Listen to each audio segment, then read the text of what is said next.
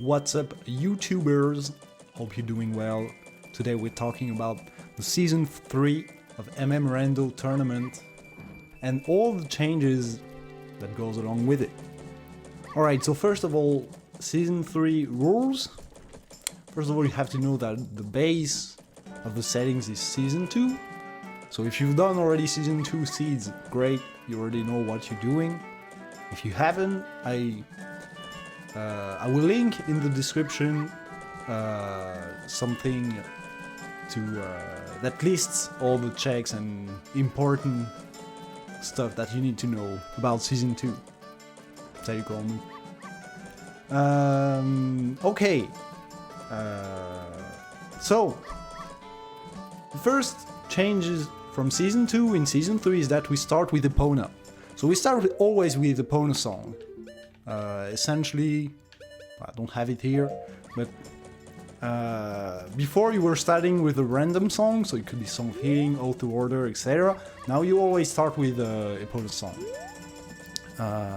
So it means a few things. First of all, the seed will open more quickly. And second of all, there's two checks that will always be Sphere 0 now, which are the one Milk Road, so Gorman Racetrack. So this one with the race, which costs 10 rupees, sorry. And the other one is the grotto, which is in Great Bay Coast. So this is Sphere 0. So what Sphere 0 means? It means you don't need to find any item to get those checks. Check Epona. It's Epona on healing. So yeah, you get the starting song. It's Epona song. So yeah, this check and Gorman Race are the only two checks, I think. I might be wrong, but I don't think I am. I think that's all that's... yeah, I will come to it, Dodo, don't worry. We'll talk about it. We will talk about Gorman Mills, which is true, is technically another Sphere 0 check that was added, you're right. But we will talk about it after. Don't worry. So yeah, Epona start simply means that. You have to think about those two checks every time. These are Sphere 0, they can have... they have sort of higher probability of having important items than higher sphere checks. So keep that in mind. Second change, as we were talking about it, is Shop Sanity. Which is part Shop Sanity, it's not entirely Shop Sanity. What I mean by that is that not every shop is randomized. So if I take West Clocktown for example, this is... You will still have the bomb bag randomized as usual, but these two checks as well as the trading post and the witch shop in the swamp are not randomized. So this will still be vanilla as well as the witch shop in the ranch. And scrub purchases are not randomized. I have listed the shops that are randomized. So Gorman Brothers, as we were saying. Hey Charlie, I'll tell you about it later. Any new Out of Logic Sphere 0? I don't think there is. Yeah, I don't think there is any new Sphere 0 checks. There are some changes with logic, but we'll talk about it right after. So as I was saying, Shop Sanity has Gorman Brothers, so he's selling milk at 50 rupees. You have two check in milk in the bar, one that is at 20 rupees, which is milk, and one at 200, which requires wallet, at 200 rupees. So that means Romani Mask now additional unlocks three checks instead of only one.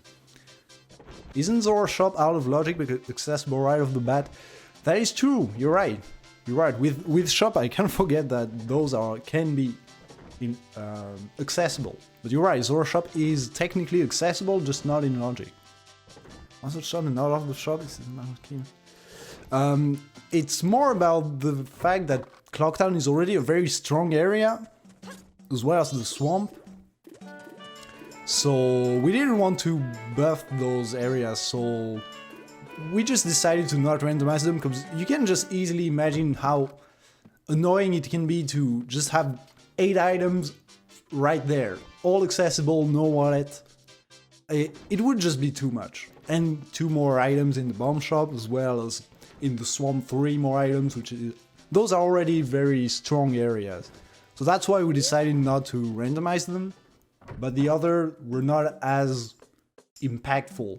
So, but we're still bringing some interest to those areas. Goron shop especially can be very tricky, because it is how to say it. It is only accessible in day 1 if you don't have Goron mask, which can technically mean that you can find Goron mask in Goron shop. But that means you have to get there day 1 to... Okay, let me show you actually, so that it is clear. When you go to Goron village in winter on day 1, you see you have this Goron accessible that can open the door for you. This Goron is only accessible on day 1. The other 2 days he's in the snowball and he cannot open the door for you. So this is important to keep in mind. If you get, for instance, bow and... I mean, something to access Goron village, this is important to keep in mind.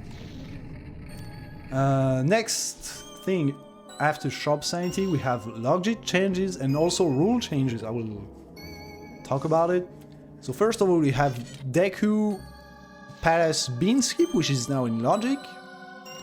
So this is something, if you've played Rando somewhat frequently, I think you should know about this trick, but for anyone, just to make sure, for any beginners, you have to know that there's a trick to get to the Sonata check, Sonata song, without a bean.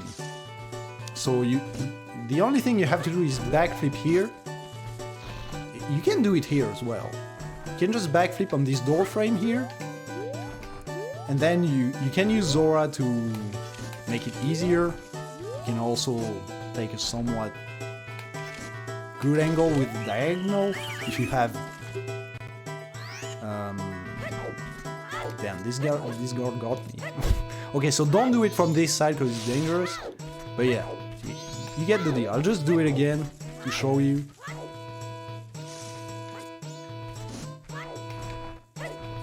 So yeah, you hear, you shield turn with a diagonal, so upright or up left depending on where you are. Well, not... okay. Actually, you can just do a diagonal from here. That's what I do, and that's the simplest. I know there's a somewhat consistent way to do it with a shield turn, but I just do it this way, just more simple.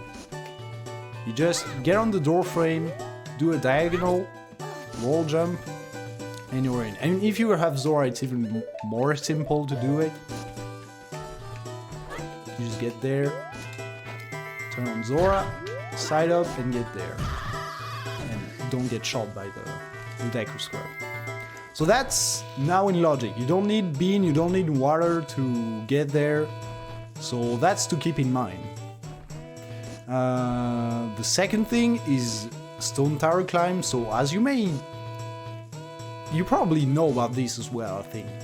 But just in case, we'll go over it again. Alright, get stuck here. So let's imagine I only have Goron mask. So what you can do, it's very simple. You just hold on, I need a hook. Thank you.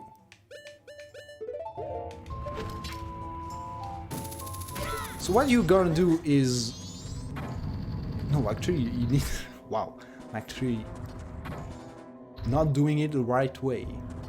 So you need to put a statue here So yeah, you kind of need the LG too. Hang on. Inventory, quest status. There, I found the LG. Wow. So you get LG. You're gonna put a statue here. You see, it's very simple. Yeah, it was just in my head. It was just that's not right. That's not right. So yeah, you put one statue on the first one here. You change into Goron if you say could be Zora if you have Zora. You put a statue here. You see, there's no trick to know or anything. It's just smart use of energy and platforms. It's just that. Once you know it, you know it. It's easy. There's really nothing hard about it. So you get on the second platform here. You hook the target here. Very simple. On this switch, you gotta put a human statue.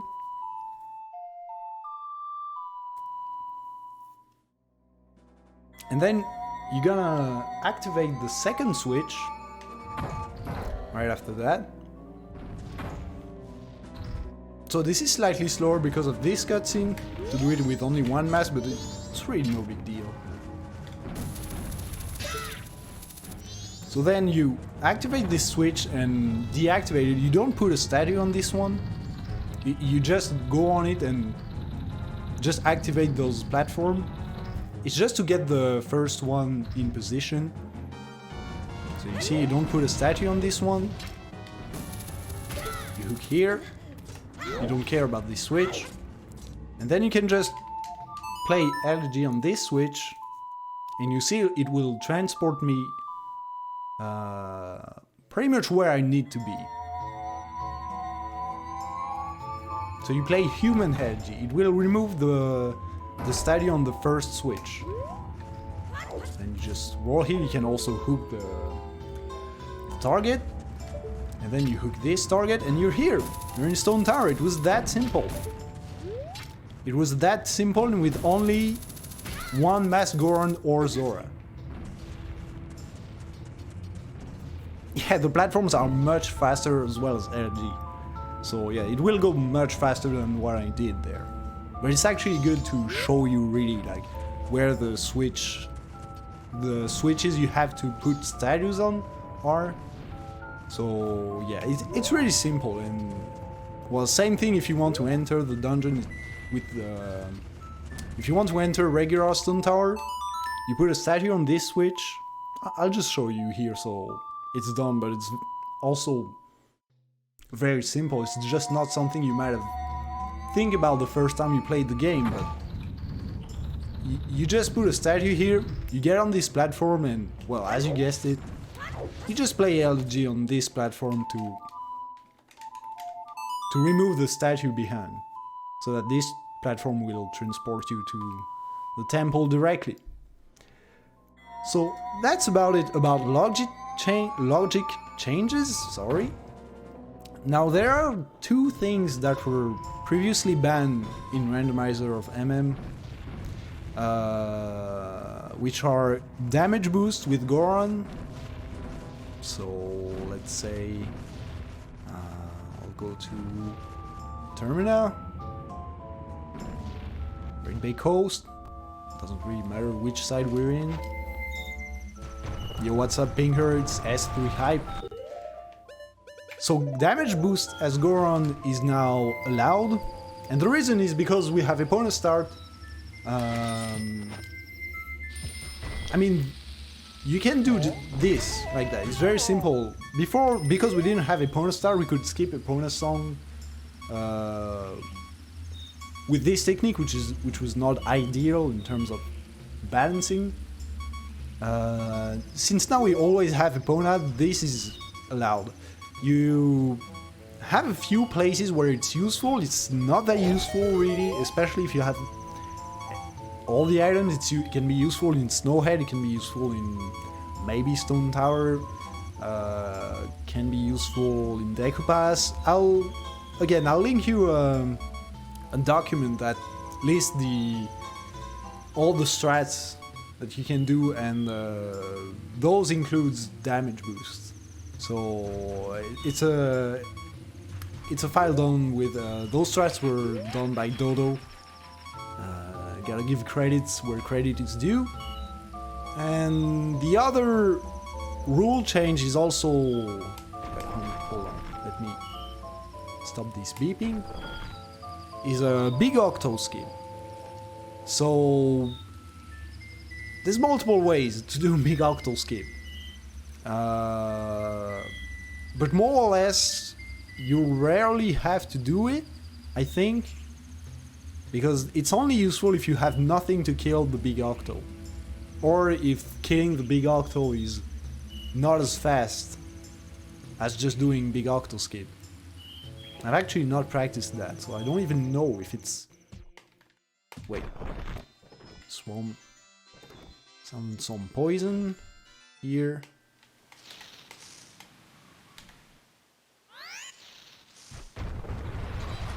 So yeah, here you can just do Goron. You can do big octo skip with Goron.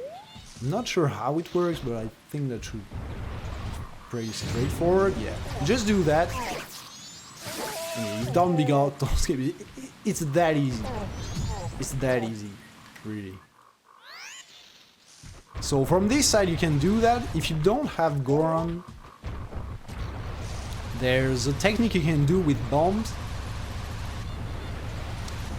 But really, like, I would not advise doing big octo skip most of the time, because it's not really worth it. Because obviously that's still out of logic, it's not because it's allowed that it's in logic. But yeah, if you do it from this side, you can just do that, then you void here as Deku. And then you have a few time to not do that.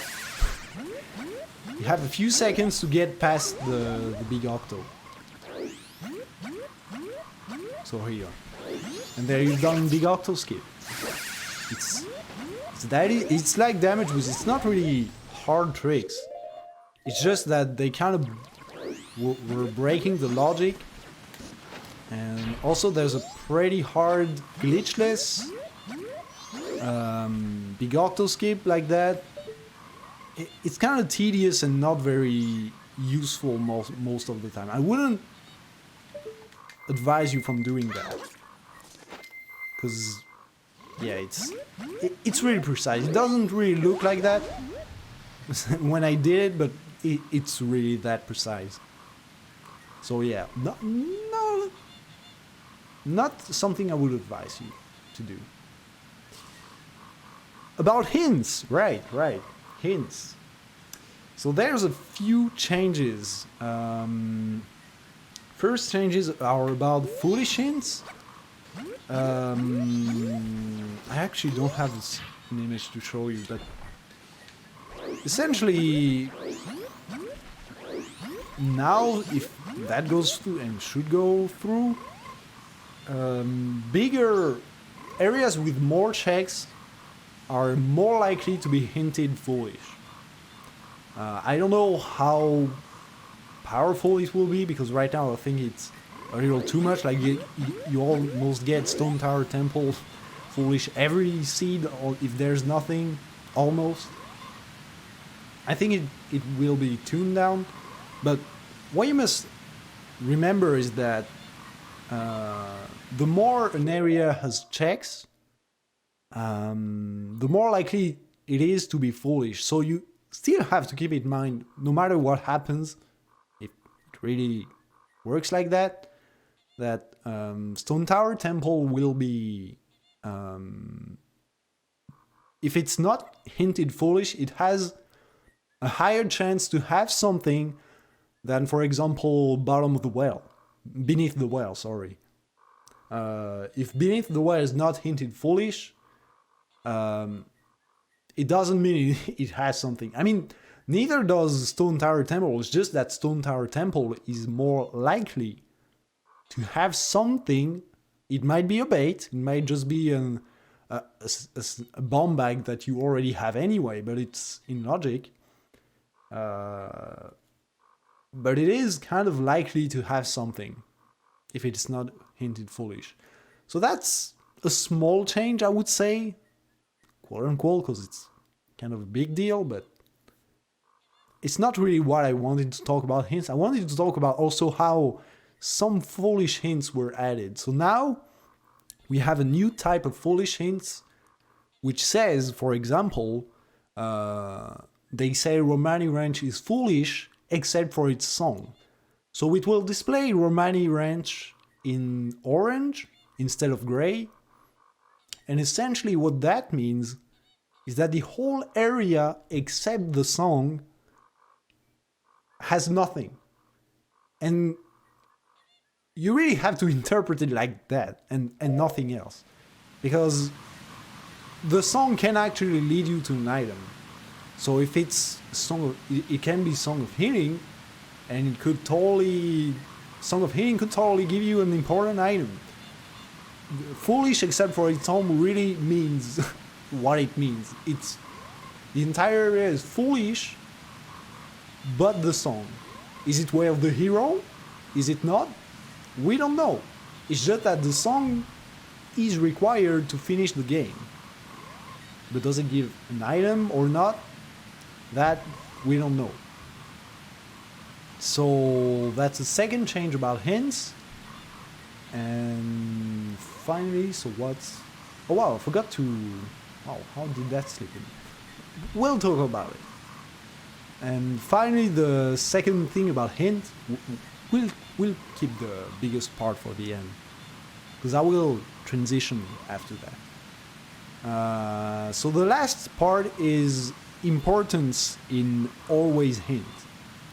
So right here in this example, I have they say Ranch Sister's defense possesses a piece of heart, which is in gray, because obviously a piece of heart is not required to finish the game.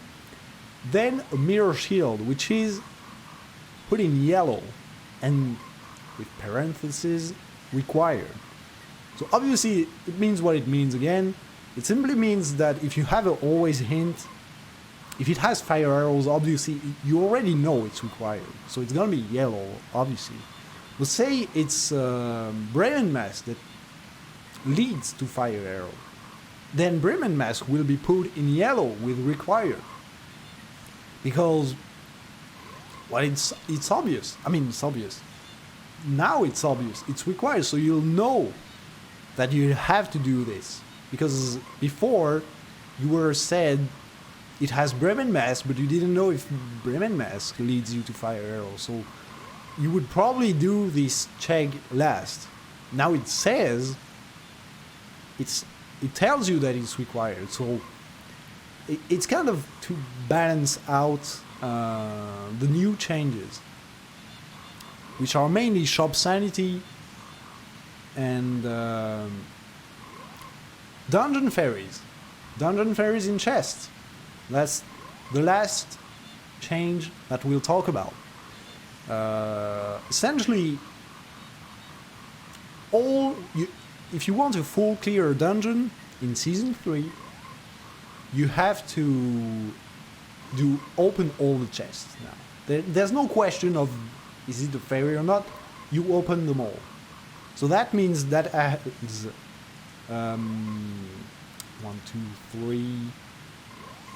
3 chests in Woodfall, if I'm not mistaken. 1, 2, 3. Yeah, I think that's 3, right? I'm not crazy. It should be 3. So yeah, 3 chests. It feels like it's 4 in Woodfall, but that might be... No, it's 3, it's 3. It's really 3. So 3 in Woodfall. In Snowhead it's a lot. It's actually 7, I think. There's 7 chest fairies in Snowhead Temple. 6... 1, 2, 3, 4. Yeah, I think it's 6 in Great Bay Temple. And 15 in Stone Tower Temple. So that's a lot. That's a lot of added checks which are all in dungeons. I will talk about dungeons in the next videos. I will go through them. Oh, something I forgot to talk about. Talking about chest fairies and dungeons, etc. There's also chest size matches content. Actually, I should... yeah, I didn't forget anything. Normally, chest sizes matches content. So what that means, there are different size and textures of chests. Let's take an example. In dungeons. Okay, so essentially you have brown chests which have nothing important. You just have to know that.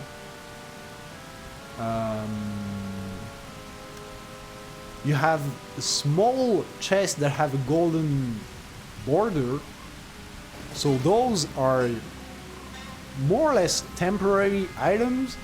So like deeds, letter to cafe, letter to mama.